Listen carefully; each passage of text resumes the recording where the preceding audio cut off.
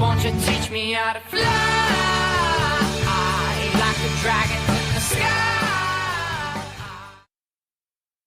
Hey, it's Joel. I'm here with the Taproot Therapy Collective podcast, and I today I'm going to be embodying the archetype of the trickster and the mad prophet. I'm here with James Waits, who's going to be embodying the hero and everyman protagonist, and then Alice Hawley, who will be embodying the divine feminine and the Earth Mother archetype for a discussion on dragons. But one of our therapists, James, has written a short story. I'm going to read an excerpt to get us started here. This is the story of Ames Weightless, the warrior. Ames Weightless, the warrior of renown, scaled the craggy cliff, his muscles rippling underneath the black leather of his armor and gambeson that girded him against the dangers of the mountain. He cast open the heavy doors to the dragon's lair, unsheathing his trusty wand, Pointer. "Who are you?" the dragon scowled. "How are you able to make it through my layers of bureaucracy? I am the worm, known as Wind's Chaser.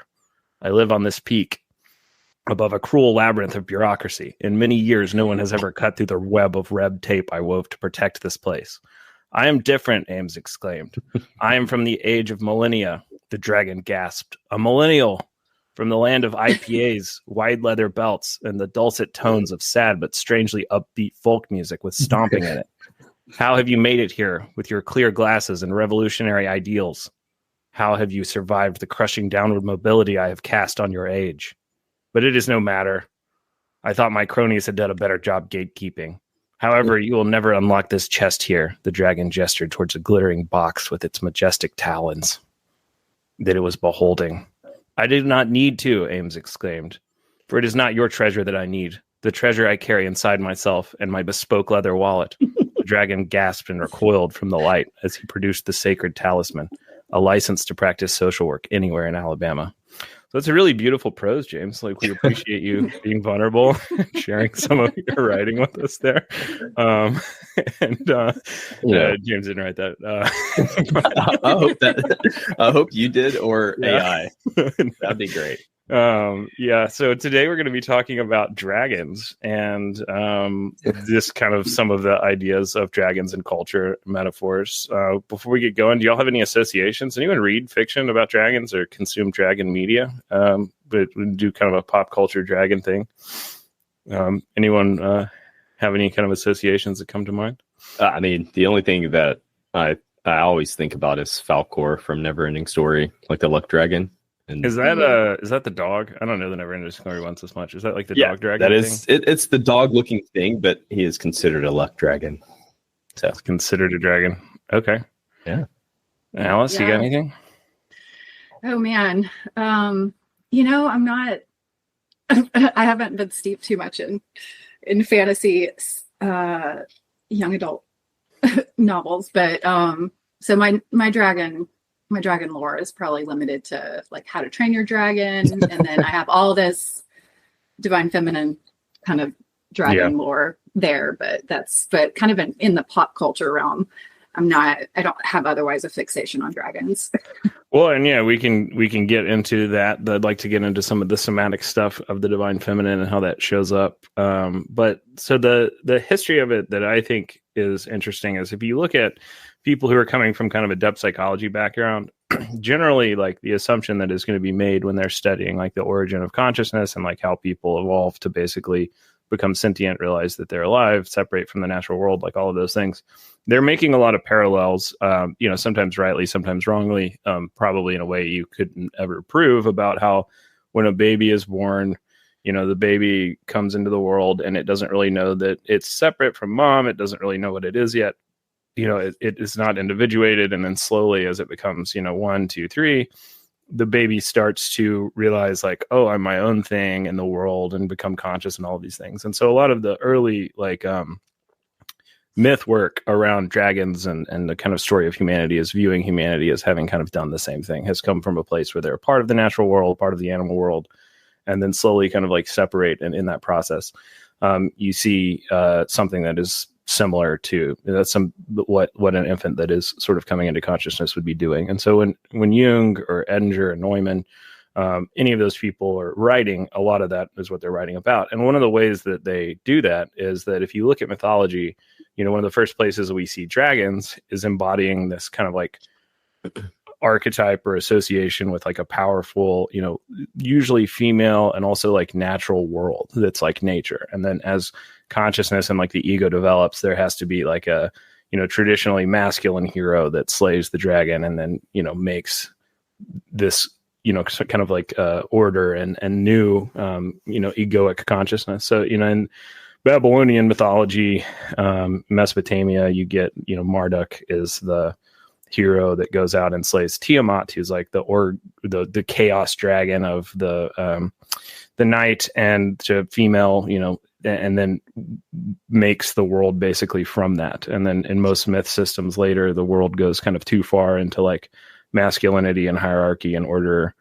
And then the kind of female potential has to rise up and tear it down. So like in the Greek tradition, you get things like, what do you call it? The Bacchanals, like where the, when there's like too much order, too much masculinity, too much like law and rule and the things the Greeks associate with masculinity, all of a sudden, like Bacchus will cast a spell on the women and they become like feral and go to the woods and wear vines and like eat wild animals off the bone and tear the civilization down, and then order is restored.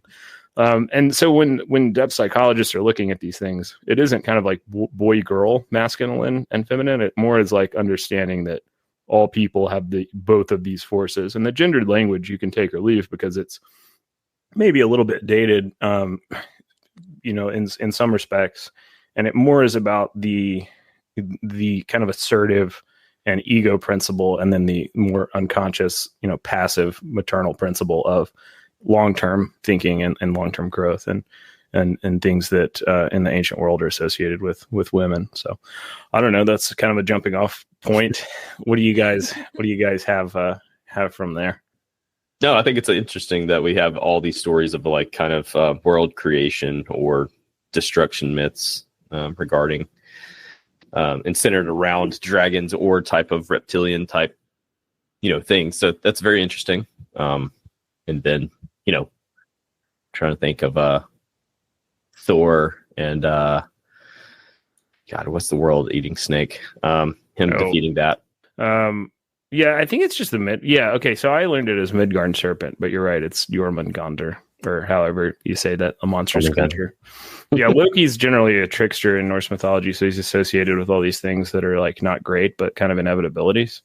The way Norse myth treats dragons is like the way it treats most things, where it's just kind of like, these are going to happen. Like if you read the Poetic Eddas, like the poet's just telling you the whole time, like, don't get drunk like I did, because when you do, you'll do these things, but eventually it will happen, and then they'll be fighting. And there's just kind of this understanding that when you have a whole bunch of people together, when there's a big party, when there's a lot of alcohol, Loki will kind of sneak in through the back door and start to create this chaos. And eventually that will end the world, and then it'll be reborn. But I don't know. I think dragons in myth, like me and James were talking right before Alice got on, about how like you could kind of see how like in the natural world, like in a prehistoric culture or like an early kind of Bronze Age culture, you look at an animal and you can make a lot of parallels to humanity, different archetypes of humanity. But like when you're looking at a lizard or a snake, it's like so different, like even a fish, like it maybe feels more similar to you or is easier to personify. But it makes sense that maybe dragons would contain, serpent-like creatures would contain like the parts of ourself that we are the most distant from, or the most threatening to us, why they would show up in Eden and different things.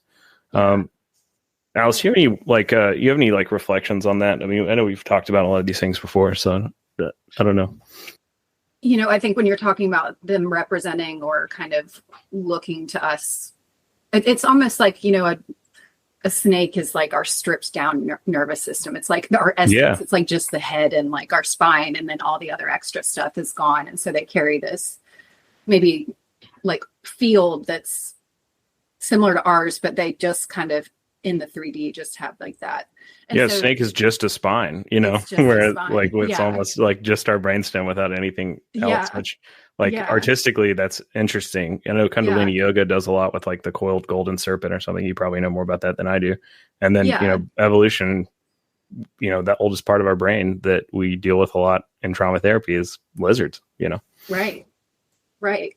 Yeah. And I think it is that, yeah, there is, and I think it's like the rest of, once you get away from, and we've evolved away from like the serpent, we've done all these things to create our body to kind of fulfill things that maybe the serpent, I don't know. It's hard to put in words, but yeah, Maybe I it's think more primal or older. But it's more primal. Yeah. More primal.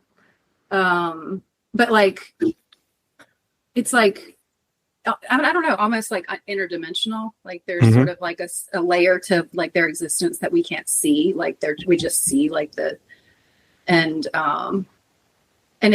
I think that's like, but that's just like the beingness in the earth maybe. And that's like kind of the reptilian or like the reptile part of the brain. And I can then start thinking about reptilians, but the reptile part of the brain, that's just all based on like fear.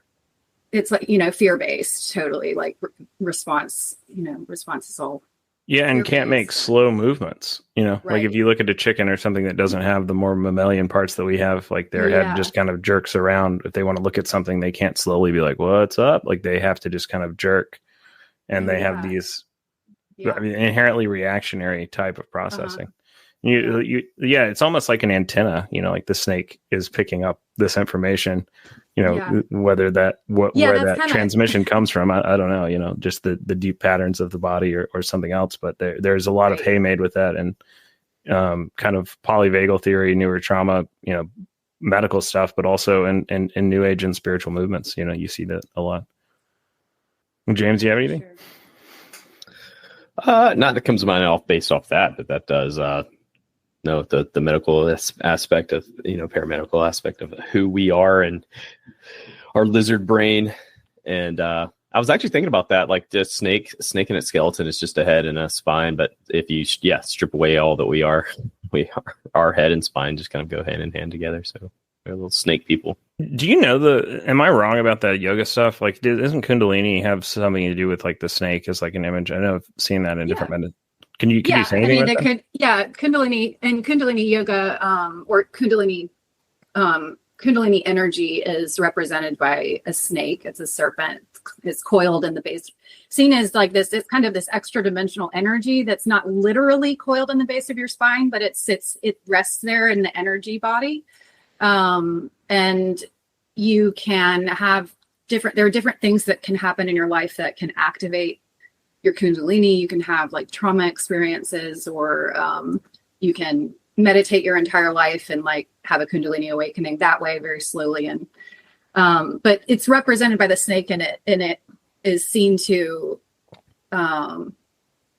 it rises up the spine when you release it. So you release it like with yoga or with other practices, and rises up the spine and into the pineal, and activates the pineal gland, and then the energy starts flowing back. But it's all about the snake, like initially, like slithering up the spine. Do you have any personal experience with that? You feel comfortable talking about like the feeling or the phenomenology of like when you make? Because I know that I think my wife does Vispanyana or something, but there's like a lot of different schools of thought in yoga, and Kundalini tends to be the one that's trying to about removing an obstacle, making a breakthrough. And generally, like, I think models of like somatic and experiential therapy that are more pushy have more kind of potential to be transformative, but also are a little bit more dangerous, in how you go about them, because you're activating all of this, energy that is some intuition, some trauma, I don't know. Yeah. And Kundalini yoga, it's very, the dragon energy is in there. Like, it's breath of fire is the backbone of Kundalini yoga. And that's, essentially we are like using like heating up the body, oxygenating the blood and flushing everything out, our trauma and everything, using this particular breath. So there's a lot of kind of like burning away trauma, burning away imbalance in that practice. And Kundalini, that's a loaded topic about Kundalini experiences, awakenings, etc., and like kind of the feeling there. How so? I think there's a difference between like a full-blown Kundalini awakening, and then sometimes people just have like a Kundalini experience that's like a very, like, I think I think some people who are doing like ayahuasca or something might be having a Kundalini experience, but it doesn't necessarily like where your energy is released from the base of the spine, and suddenly you have access to all this greater consciousness than your average walking around person. That's what we're talking about, is like awakening your consciousness and making you awake within the reality. But I forgot where I was going. But, How do you see as like the difference between those? Is one good? Is one bad? So a Kundalini awakening is when you've actually integrated all that stuff. So if we can take using ayahuasca as an example, maybe, and I don't have experience with ayahuasca, just using it as an example, like that is something that opens up your consciousness and gives you access. And there are many other things and practices, and particularly like just breath work and things like that, but give you access to higher consciousness, where all of a sudden you kind of know answers to things that you didn't otherwise like. Is it more of a remembering what you knew already and kind of a clearing away, or is it an actual like viewed as like an insertion of new information? Initially it's like remembering, I think, like what you're saying, remembering what you knew already. But there is this sense of like there's the fire kind of burning away the stuff that isn't relevant anymore, and then it's like all of a sudden you get all the pieces are like your brain connects parts of puzzles that you never really realized your brain was working on this whole time. Mm-hmm. So that happens. But then when you have a full-blown Kundalini awakening, you've kind of flipped into where your brain is naturally hooked into higher consciousness as you're walking around, and not just like for a few hours. It's like you've actually fully awakened and cracked into, and it's like when it's released, when the energy is released from the base of the spine, it goes up, and then you want to channel it back down. But basically there's like, you're trying to eliminate, like there's an echo that happens like from the signals going up and down the spine. And so you're eliminating the echo. When you say echo, do you mean that the body isn't able to hold like the new kind of potential, or the new potential for cognition or somatic reaction, or what do you mean? Yeah, I literally mean like if there's a, you feel like an up and a down. I literally mean an echo from, and I can't think of the language, but like all the way up and down your spine that carries signals. That's always going up and down and up and down and up and down in our spine. But if you activate your Kundalini energy, you activate it totally so that it's not having to send signals back and forth. This is also like breaking the bridge between the right and the left hemispheres of the brain. Like it's overcoming that. So there's no longer an interference pattern there. And then you suddenly have access to, and then in a real Kundalini awakening too, you're also like, not only are you remembering stuff that's like suddenly things in your own life are making sense, but everyone has different experiences, but you might have insight on, or like feel like you're remembering things that never happened to you before, like things from the history, things from just kind of a wide identification. Yeah, and it's sort of like in the sense that, like, when people have a brain surgery or something and wake up and all of a sudden know a new language, that there's no reason for them to know, like that type of stuff is sort of like what you're activating when you have a Kundalini awakening. So those types of things will come on where you have all of a sudden this knowledge that there's no real reason for you to have it, except that what we're seeing is that it's like you've sent this highly charged energy up into your pineal gland and activated it, and that's your antenna to the universe. That's your antenna that it connects us with greater consciousness.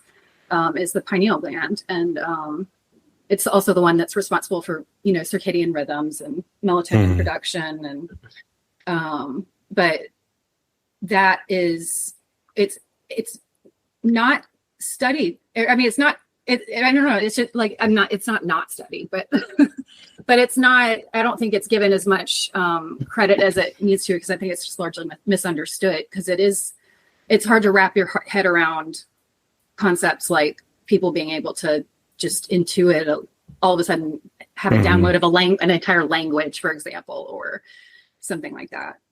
Well, it's interesting. Like if you look at evolution, like the origin of like what the pineal gland is doing with hormones is originally something that the parietal eye is doing. Like in our evolutionary past, there's like a clear scale on the top of the head of like a lot of lizards, some sharks.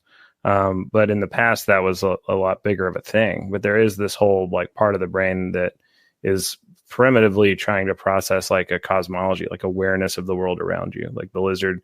Because one of the things the parietal eye can do is detect the polarization of light, which tells you the time of year it is, because the sun will go through different amounts of clouds. And so, a snake or a lizard with a parietal eye, Komodo dragons still have one, will handle the same environmental stimuli to mate or eat or hunt or travel differently at different times of year based on this felt sense of the world around it. And so there are, it's neurologically possible, hard to prove, that there are these kind of deep brain structures that are still, gauging all of this information about the world.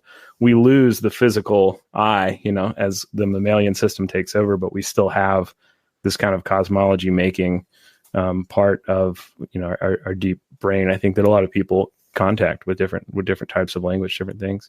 I mean, James, last time you were talking about how you had a lot of patients that when they were healing trauma and working with you, that they had like an increased creativity and kind of an openness to spirituality that was almost scary or disconcerting. It seems like in what Alice is saying, there's a lot of room for what like the Buddhists might call spiritual bypass, where somebody sort of co-opts the language of an actualized person that has a genuine revelation or vision or, something sustainable. And then they take the language and they start to just kind of grift and, you just, because you're talking about something you can't quite talk about or you can't quite prove. And so there's within that, you have people who borrow the language of, I don't know if you're familiar with, that's a question. So I'll stop. Yeah. No. Yeah.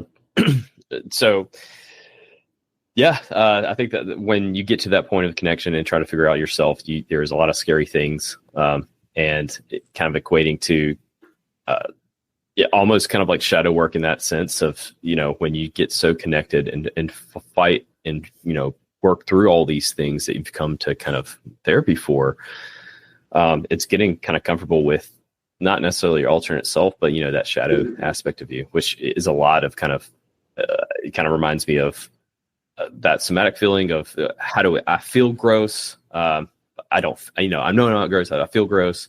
And then, that you could be both at the same time and kind of incorporating all that. And when we were talking about kind of like being able to sit in paradox or tension of opposite parts, have two parts of you, the multiplicity of self becomes more, I'm not trying to put words in your mouth. I'm asking if that's what you mean. Well, kind of, it's sitting kind of in the paradox of kind of, but then you work through being okay with that uncomfort, and not in a weird way, but kind of, you have to accept that part that is still wholly you and still kind of all of you. But, but it's that realization, it's that it's that thought. It's kind of being that conscious self of, yes, I mean, being okay and not okay at the same time is a very interesting feeling. And not necessarily through trauma, but just in general. I think of it like sitting on a comfy couch, like you're sitting down, but like it may be made of wool and it's very, you don't like that feeling, but you're still resting. And so being okay with like, okay, I am sitting on the couch and things like that and working through that. But it kind of, when we were talking about dragons, it was kind of that thought, and I was doing a lot of like looking into kind of that shadow aspect of how dragons and things like that, and kind of equating that to it. Like in a lot of things, dragons are beautiful, but also bring destruction and all. Yeah. Or they hoard things. So they still might be pretty, but they want the prettiest things and they keep hoarding it. And so we look at that, and I was kind of looking at that of being a part of who this person is in front of me, and how to, you can be okay with being seeing this dragon version of yourself or this shadow version of yourself and incorporating to who you are. And that makes you fully whole person. And that's a crazy feeling for some of my clients that come. It's just incorporating that being okayness, or being, finding comfort in the uncomfort has been pretty helpful for them, that this is a normalization. So it was interesting that when we talk about dragons, it's kind of looking at that, like even in kind of pop culture, that when we see dragons, we don't get scared. We are like, it's a dragon, every time something pops on the screen, so it's kind of looking at that, of that's how we should treat ourselves, in a sense of, we're not, oh my God, fearful. It should be, oh, this is us, this is normal for us. So, yeah, I think there is so much of like seeing dragons as a part of ourself we don't understand, that gets a lot of hay made with it, and different, fiction and mythology traditions. A lot of times, like, the dragon is both beautiful and terrible. It symbolizes some kind of inevitability, but also there's a beauty in that, or some part of you that is scary, but, ultimately rewarding. Alice, when you talk about like the kind of new age associations with that divine feminine like energy, could you say anything about like, you're familiar with like spiritual bypass, or that idea that you can, like, I know there's a writer that, when people, it's like over intellect, it's like an intellectualization, but it's spiritualization where sometimes, like, I think the intellectualization where people are kind of talking about things that they've read without experiencing them, that's something that comes up. You're using the language of experience without the experience itself. Like that's something you see. But there's also this tendency to be like, to get rid of the ego and just disband it with meditation or drugs or something inherently is integrative, which isn't true. There's a ton of people that take acid and go to a Fish concert and then go back, and they didn't work through anything. They're not taking, you're making the music weird or whatever, but you're not really taking anything away. Right. And there's a guy who wrote a story about working with people with meditation a long time ago, and he was saying that these people would take 2 years off life and go to Thailand, and some of them would come back and they'd be totally different, but they tended to realize that meditation wasn't the point, that like you were kind of the point. The people that were like, well, I came back and I had the same fight with my dad and I'm in the same toxic stuff, but I feel like I know everything because I meditated with monks for 2 years. Those were the ones where he felt like it was this kind of spiritual bypass of just as a nice trip or relaxation, turning everything off. But you're still there when you get back because you're not really using the opportunity to go in and slay the dragon and work with the shadow. You're just kind of turning off your ego and then turn it back on. I don't know. Do you see that? I mean, you work more in kind of spiritual communities than I do, I would think. I think and that's an interesting, I think there's an interesting line because, there is the hermit phase. Like, and so there is sort of there is this period in any person's, journey to enlightenment or journey to integration where you want to, where like the universe like asks that you cut yourself off from everything and go and remove yourself from your life, remove yourself from different, I say to people like remove yourself from social media, remove yourself, like stop watching the news, do all these things, and just go completely within. And so sometimes like from the outside, somebody who's doing that, like having a true hermit phase or has had something maybe in their life that was a catalyst for that, and they might choose to go. I'm saying there like several different things that could be happening here, but I think that there is like a legitimate version of like, people are saying like, this is a new me. Like there's something new here. Like I'm newly experiencing myself. And it's like, that's a person who's waking up in a life that they're suddenly like, okay, this isn't necessarily like what is reflective of me at all. And so then from the outside perspective, we have to be able to be like, okay with and on board with like somebody being able to like reflect on and change who they are, how they present and how they how they show up in the world and what their values are and what they want to do with their time. I think we accuse people of like maybe spiritually bypassing because maybe there's a legit place for, if you have a really crappy, meaningless job to all of a sudden have a spiritual awakening and then, want to do something like go travel the world or do something that's not going to make any money. And that's the person who we kind of look at as the crazy person, but it's sort of like to keep going and going and going to something, to a job that's just killing you and just resigning yourself to that. Like that's actually the bypassing spirituality rather than Yeah, I think that's right. That, ultimately you are there's no one who can tell you if you're doing the work or not. There are people who maybe are good guides but ultimately it's between you and your relationship to the thing. A lot of things that I've done in my life that resulted in good stuff later, like I didn't even know why I was doing it. I could probably tell you now, what I was working through, but it looked crazy and maybe felt crazy. Starting a therapy practice. It's maybe one of those things that just felt like there's something on the other side of it. Nobody can see it. I can't see it, but I have to do this because I feel like there's a higher way of knowing that I'm in conversation with something. I think what I meant with spiritual bypass was more the people who take the language of actualization to kind of talk about those things, but what you're really doing, and a lot of time they've convinced themselves. I think very few they've of them kind of gotten stuck. Yeah, they've got. I know. I do know what you mean. Like you take your own bias and trauma, and then you say, "Oh, actually, that's a higher spiritual purpose." Like when I was growing up, there was a lot of in the Christian tradition, people were like, "Well, you should be afraid of people who look like this, or do that, or do these things," and it's just like, well, it's convenient that all of those things are just not you, and you don't know those people or have any experiences with it. You know what I mean? And you're kind of putting that into the mouth of the divinity, and then saying, "Oh, well, yeah." And but I mean, people do that just as much. I think, like on the more kind of liberal left, with like something where you're like, maybe you could change your relationship to this thing, or do work, or kind of face a part of yourself that you're running from, and they're like, no, I'll just buy a crystal, or I'll do this, and it's like, ultimately this is about your relationship to yourself, and those things are pathways to do that, but the pathway is not the destination. I don't know if that makes sense, or if you see that. I was wondering if if that was something that you see or comes up, Alice or James, in your practice. Yeah.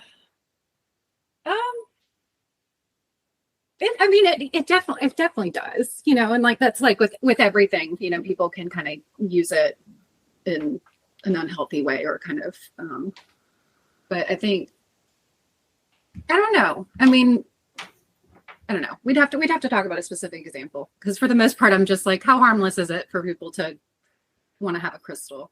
Yeah, the point isn't to call people out or something. It's just kind of I know my own. I'm trying to think of the type of people who are the spiritual bypassers that I get.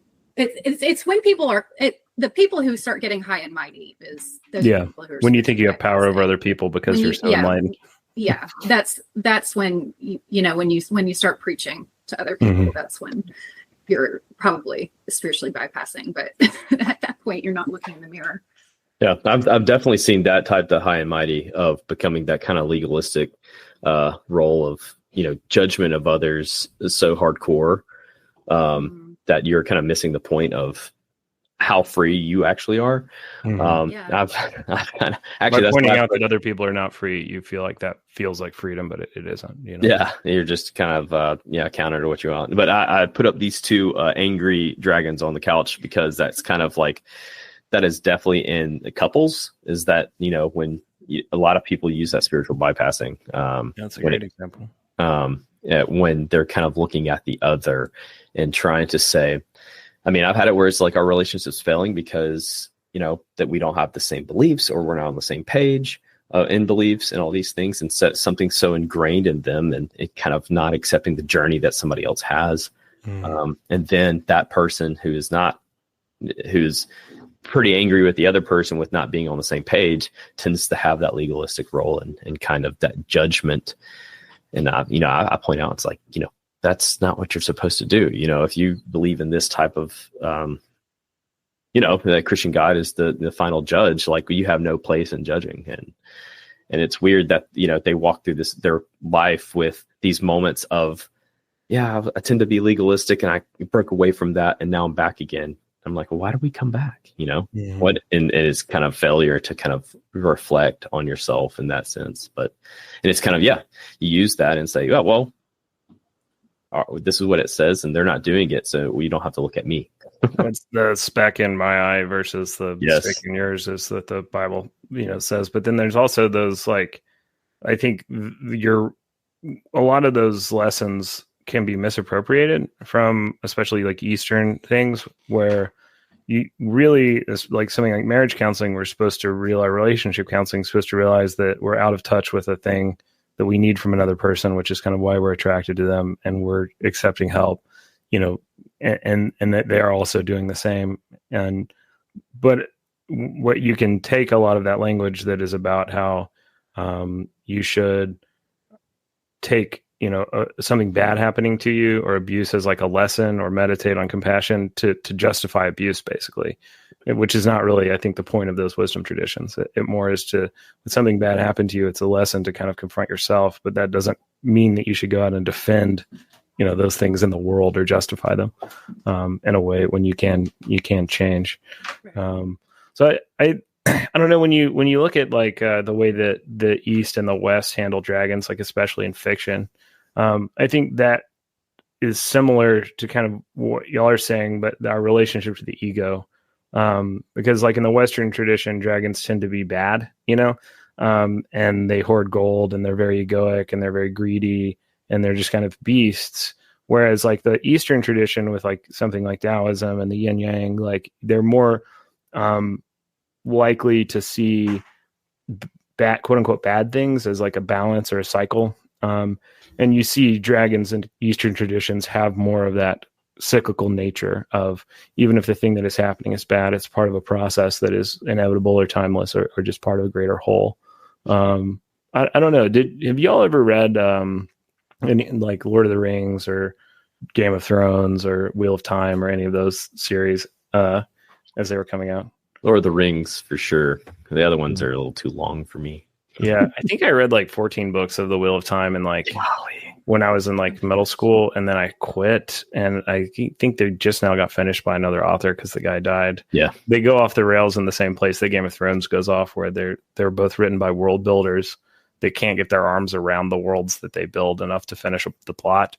And I think George R. Martin with Game of Thrones, those are very kind of Western English style dragons, whereas Wheel of Time, there's not even a dragon in the series. The dragon is like a metaphor for this cycle that's very Ouroboros and cyclical, and Jordan is definitely writing from like a more Eastern perspective on them.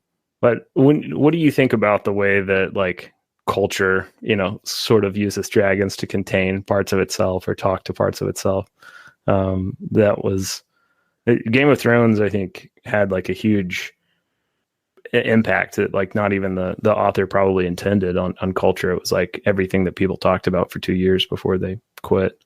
Why do you think that was? I mean, what do you think that speaks to people? Because it was like you had like accountants and like normies, for the lack of a better word, that were like supposed to be watching football, and they're like trying to talk to me in the hospital, by the water cooler about dragons. All of a sudden, it's like, wait, what's going on? Yeah. What do you think? What do you think that was about, or what is it that made that Game of Thrones something that was such a zeitgeist for a minute? I'm like, you tell me, because I'm like the only person who didn't. I don't know. I just don't vibe with it. I couldn't. It just felt too dark for me. But I know and I watched all of it. I was sort of forced to watch all of it. Oh no! And it sort of got, yeah. So I mean, and that's a whole other story. You suffered with the dragon of Game of Thrones. That's a whole different. That's a different trauma story. So yeah, but yeah, I don't know. Because I sort of I didn't really understand. They're not like. How there's not really like a resolution towards good that, and I don't know. Yeah. I had an ex who had been very into those books, in the early 2000s, and was like early Reddit, like following, like very into like following everything George R. R. Martin was doing. And I just couldn't ever get into that. I could never get into it. And then it turned into such a huge deal. And one of the main writers went to my high school here in town, Indian Springs. One of the oh wow, yeah. And his episodes were always really good, but I was just like, they were really well done. But I don't know. There's something dark, and I'm just not sure. I'm always like, well, what's wrong with me that I can't do it? I'd kind of like to do a longer episode on them because I think they're complicated. Yeah. But yeah, James, what is your experience with Game of Thrones? I have not read them, but I watched the series. And it's a very interesting I actually, so one crazy thing about me is that I love spoilers. So I will look at Probably be some Game of Thrones spoilers, FYI. Hit yeah. pause if you Well, no, don't want to no, know. I'll try not to. I love spoilers, and so if a series comes out, I usually typically didn't watch it until it was done, and I would just like read what happens in the series, or if a good movie comes out and definitely goes in theaters before I went to before I'd go to see it, I'd actually read the actual plot of the movie, like the full end. Yeah. So Game of Thrones was the first thing, kind of the first type of series that I did not read spoilers on, because I know I could just Google it and see what happens in the book, but then it was so intriguing that like the whole books versus TV shows and TV series was kind of just like, oh, we'll see if it goes in the same direction as the book. So I didn't want to like read one thing and then the series be about another. So I went into it blind. I kind of just like said, I don't know anything about Game of Thrones. And it turned out to be something that I like had no idea was going on. Like, and I think what really intrigued me is I really like the series, like Pillars of the Earth they made. I think. Yeah, that's a great series. They are very similar. So historically, yeah, I think the Game of Thrones, some of the stuff is based around the two fighting families or three fighting families of the War of the Roses. Yeah, Yeah. He's said several times, if I was a better writer, I'd write historical fiction, but I'm not a good enough historian. So I mean, it very like Starks and the Lannisters, the Yorks and the Lancasters. I mean, there's a lot of on the nose parallels there. Yeah, so I went into it, and then when I started seeing those similarities, I'm a big history kind of guy, and so I was like, oh, this is interesting, but I had no idea.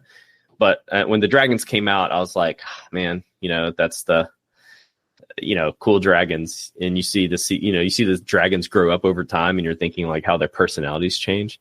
It's a very interesting show. I did not like. I mean, the dragons are really compelling. That is one thing I liked about Game of Thrones. Well, and I think like just because it's not a terribly political show, like I don't think that they're like it isn't trying to be Parks and Rec or something where somebody's just like writing their political beliefs to lead you back to them or something. I mean, he's just kind of trying to build a world and let it live. And Martin is, I think, a more left-leaning guy. Like he was a conscientious objector to Vietnam, and there's some things you can see, but the series, like it really was like picked up by people who were very right-leaning, very left-leaning. And I mean, there are spoilers because he'll probably never finish. I don't think he'll ever finish the books. I just don't see a way that he can. I think it'll probably be similar to somebody like Robert Jordan that just can't quite get their arms around it because they're not going to change their pacing and tone and the way they write to wrap up a series. And Martin he started, and they both started as a trilogy, and then they ended up becoming these 15 volume, things that just couldn't end. And but you had people who were like very kind of like liberal feminist, like naming their daughter halfway through the series. Khaleesi was like, the joke for a minute. And George R. R. Martin was being like, wait, you don't know how it ends because, spoilers, like she does a genocide.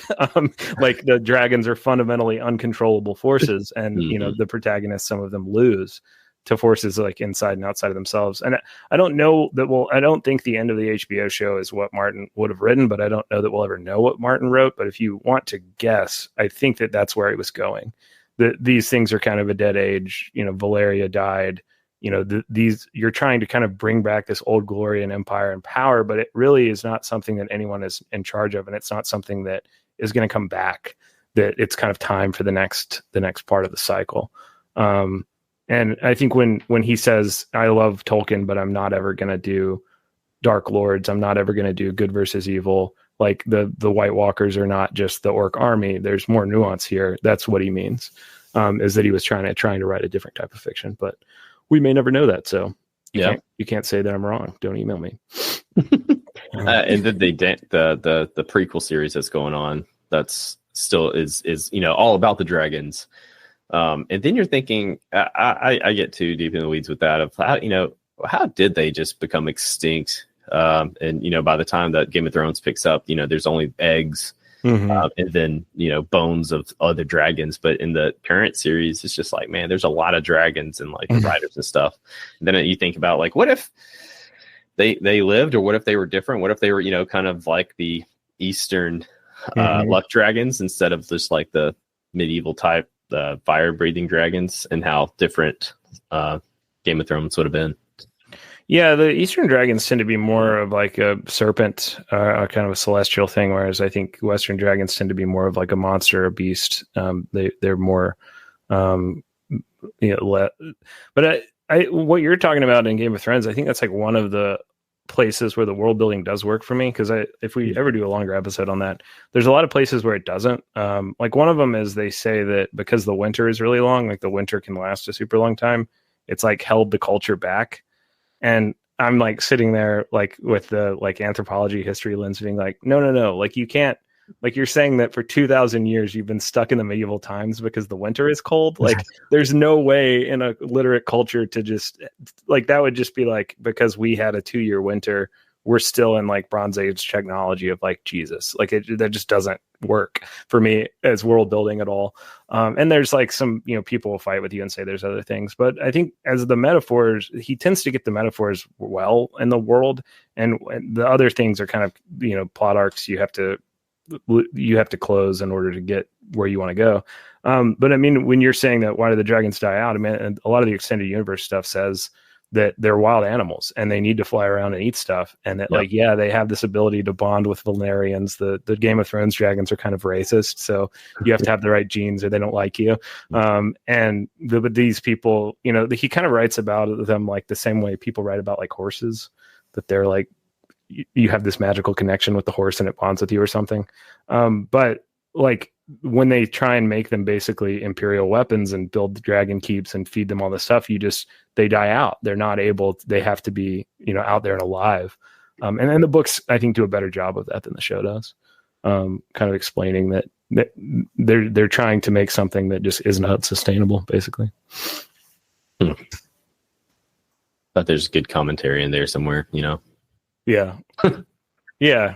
And I think he is comfortable with political realities and kind of realities of the ego that are interesting. And I guess, that's like the war machine in general. Like you're going to feed, and nothing really good comes out of it, and other people suffer, Yeah. So. Yeah, exactly. And he does, those are the political elements I think that works for me. Like he talks, there's just so much in the books about how winter is coming and everyone's about to starve, but that people are doing war instead.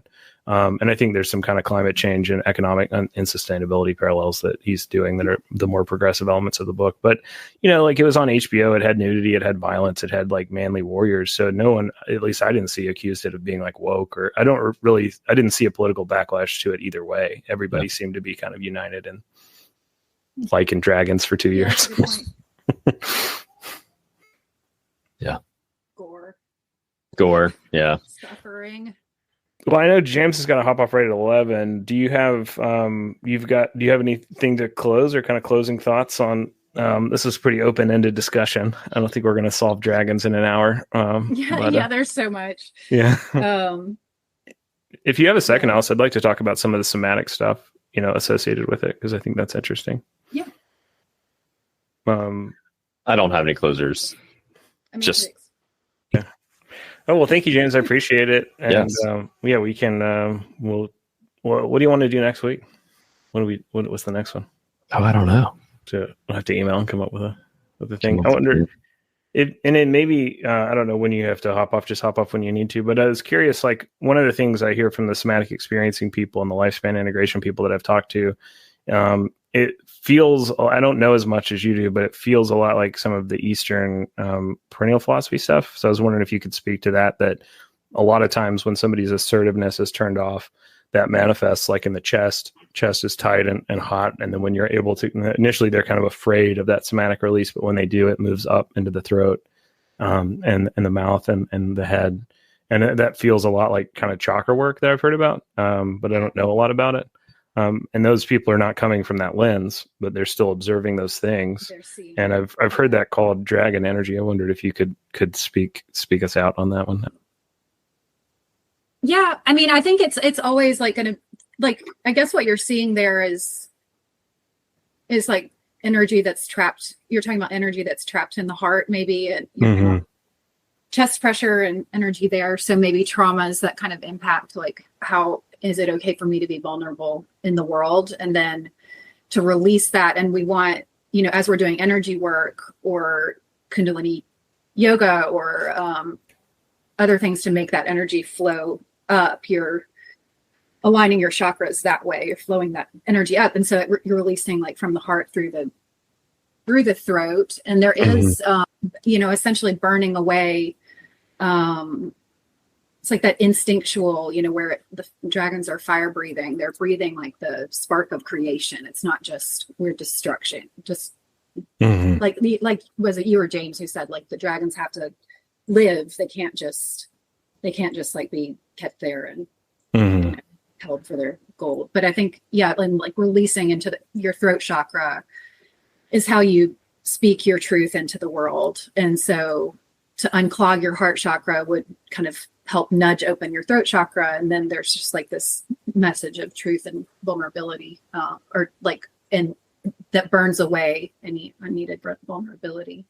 I see that in emotional transformation therapy, which it's Dr. Vasquez's model out of Texas, but he uses color. And there's a lot of evidence that a lot of the ways that we process color has these somatic associations. So you're using that. But a lot of times when somebody comes in and they feel like a black hole sucking around their chest, during somatic work, or they feel like a burning heat, it's green is the color you work with. And then green will kind of turn into blue-green, which is throat, and blue, which is the mouth. And then at first it feels overwhelming. They don't really like it. Most people just don't believe that colors have any kind of somatic association until they start to do ATT. Because I definitely wouldn't have, and until I felt it. It was pretty interesting stuff. And then you start looking at how the brain works, and there are, neurobiological pathways that make sense, that aren't just memory associations, but the way that we react to color. But a lot of times you do see it go from green to blue-green to blue, and then people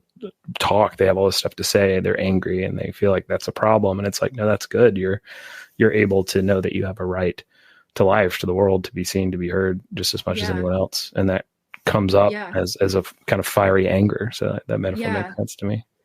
Yeah. Yeah, for sure. It's like you've stripped away or kind of cracked out of the shell is suddenly like burned away. And so you're a live wire in those, in that energy. But yeah. Well, and it makes sense why it would be hard, like going back to the spiritual bypassing, like hard to know if I'm going in the right direction, if I'm doing the right thing. One of the mystics I like, Simone Weil, says you have to go into the labyrinth and you have to keep walking and not even know if you're going in the right direction, and not know if you're just going in circles and you're going to starve. That the darkness has to be that intense, and there has to be some kind of principle of faith for you to keep going. And I think a lot of those early kind of somatic encounters with the self, or just unconscious information, when you start to make contact with that in therapy, people initially are scared, which is why I think dragons are an interesting metaphor for all that stuff. The beautiful and the terrible, but also the self. Yeah, it's a really fascinating archetype, and I think the distinctions too between, we could talk a lot about what you were saying about the Western and Eastern versions of dragons, and maybe there's more of like a kind of masculine overtone to like how the West usually kind of frames dragons, and then the East. I think they want to have a monopoly on the ego. I think that the difference in those are how we handle the ego. That's like why it comes out differently in art. There's very different assumptions about things like energy, and what even the nature of identity, like in the East, is a lot of times around collectivism, that you're a part of a group or that you're a small part. I remember seeing a paper on how like protests in America versus protests in China, how the crowds reacted.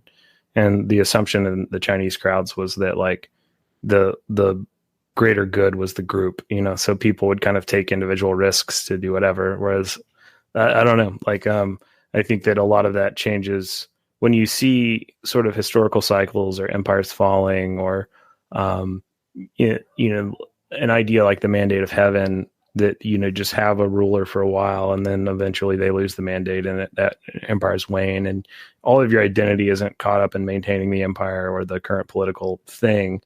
Then you do get this more balanced take on like, oh yeah, it's a cycle. It's bad when the seasons change, or it's uncomfortable for a minute, but it also is not something we can stop. So we kind of have to see this as an inevitability. Whereas the West is more about control and trying to make something permanent. Yeah. Power structures of power hierarchies. Yeah. Maybe that shows up in our dragons. I was thinking about this is just really random. Back when you were talking about the parietal eyes, like making me remember. Is that like where like we have a fontanelle? Like, is that the same place? I don't. That's a good question. I don't think it's where the skull stitches in infants. I think my guess. I don't know that, but my guess would be that we lost that long before that, because a lot of that is a result of having to not be born in an egg. That you kind of come out, you have to be like live birthed, and then the body has to account for all these changes there. So I think the pineal system is probably pretty established long before that, but that would just be a guess. Well, and I think so, not necessarily that it's like, but like energetically that it might be the same. And then I meant to say this a long time ago, but in Kundalini yoga, or in different yogic practices, many different spiritual practices, you cover the head, like the fontanelle. That's like, that is your antenna, that's your crown chakra, is that same place. And so it is sort of, we're kind of talking about the same thing, I think. That parietal eye of, sort of our dragon energy. Yeah, I forget the name of the tradition too, but that's one of the reasons why I think bringing up a lot of the New Age stuff is important, is it shows up in all these cultures without any kind of idea exchange. So people are coming at these same ideas. And there's like a mystical Jewish tradition about like making yourself a root between heaven and the earth, and like the top of your head becomes purple, or it just depicted artistically purple. And I forget the name of that one. I had some clients that were into it, about 10 years ago. But a lot of those have to do with you. What would you say? Like Kabbalah, something? Yeah, it's similar, but there's a specific name. I'm not remembering. But there's something about that. You basically root your body to the earth, your bottom and your legs and your posture, until you feel the top of your head, kind of turn on. Yeah. In those, I don't know. I mean, it's kind of interesting, in those traditions, that's, you're protecting like your spirituality and things. And you kind of do notice, like going out in the world, that there's sort of a difference when you have something on your head and not. Like I've been in like trauma healing. It's kind of nice to have something on your head. And then in yogic practice, you like your hair is your antenna. And so is part of your cosmic antenna, clairvoyant antenna. And so if you're going out in public or doing your yoga, you're supposed to put it up. For men, it's like right at the top of the fontanelle, like you feel it there, and that protects your crown chakra and your. I could see how your hair would draw your attention to it, make you kind of hold that in a different way. Yeah, well, it's just like it's taking your antenna and like bringing it all in and coiling it and concentrating it here rather than like letting it just be all. Well, that makes sense. Yeah.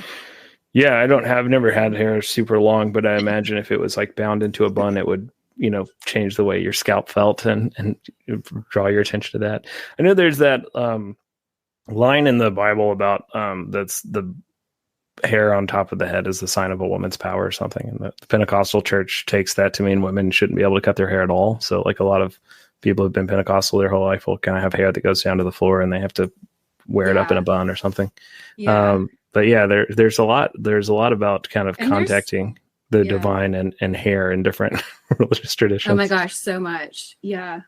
And that's one of those things where it's like your hair really is a powerful spiritual.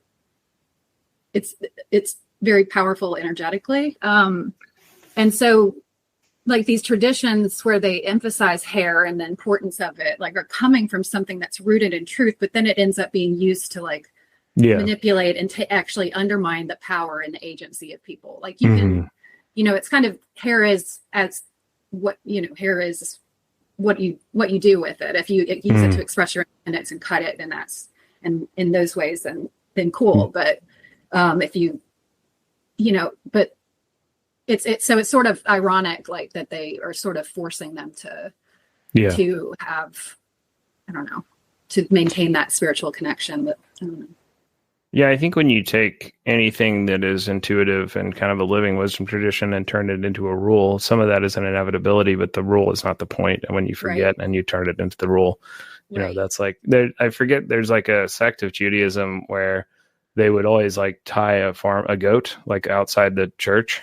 And that was like, it became this kind of spiritual practice. And then there was somebody who found some record from like one of the early parts of like where they had settled, and there was like a guy that had like a really bad goat and it would run through the services, and so there was a rule to like tie it up. But you know, everyone forgot that, and then 500 years later they're just tying up a goat because it's what you're supposed to do. And I think when you go into religious traditions, there's like a lot of capacity for like abuse and bad stuff, but there's also kind of an embodied transcendental wisdom that doesn't go away and is there no matter how you contain it in what tradition. And then there's also stuff that's just kind of silly and fun like that, when you look at the way people make meaning and some of the absurdity that goes along with that. Like, oh yeah, and humor is the best way to make meaning in and of itself. So, and interesting to end on hair too, because if you look at the biggest difference between reptiles like dragons and mammals, what are the things that we don't lay eggs and we have hair? They don't. And that's sort of what I was trying to get at. It's like there's a lot that's like physical and external to us. That's like the reason that these creatures are so mystical is because they contain all this stuff that's just invisible. They're energetically, but yeah. Well, let's wrap there. That's great. We will connect and get something out soon. And I appreciate you joining. Yeah, thanks, Joel. Well, see you soon. Bye. Hey guys, I wanted to pop in here to give you a quick reminder that we do this podcast for free, and there are significant expenses associated with it, including the biggest resource in my life right now, which is time. One of the things that would really help us, and hopefully would help you, would be to check out one of our sponsors, Hardy Nutritionals. Hardy is a vitamin company that I never encountered the advertising of. We heard over and over again from multiple people with treatment-resistant anxiety and dopamine disorders like bipolar disorder and other things that they had tried everything and Hardy was what worked. And so I checked them out, and they have really good research. I'm not a fan of a lot of the BS that's in the supplement and wellness space. Hardy paid for a lot of research on their product, and when I ordered some for myself, I saw a big difference in my life. And my wife made fun of me, thought I was going to be Alex Jones selling vitamins on the radio, and when she tried them, she really liked them too. There's a lot of data about how they can reduce the symptoms of ADHD without medications or lower your need for medication, also manage some of the effects of autism spectrum disorder, and a whole lot of other things. Newer research around nutrition is saying that the synergistic effects of multiple things being planned to work together is a lot more effective than one thing working alone. You can get a lot of information about that on our website, or you can head over to Get Hardy, that's GETHARDY, and use offer code TAPROOT for 15% off. It would help them, it would help me, and it also would probably help you. One of the more frequent things that patients and people in the randomized controlled trials that Hardy conducted report is that they feel more themselves, more focused, and more effective at getting things done, which can result in all of us having a little bit more time.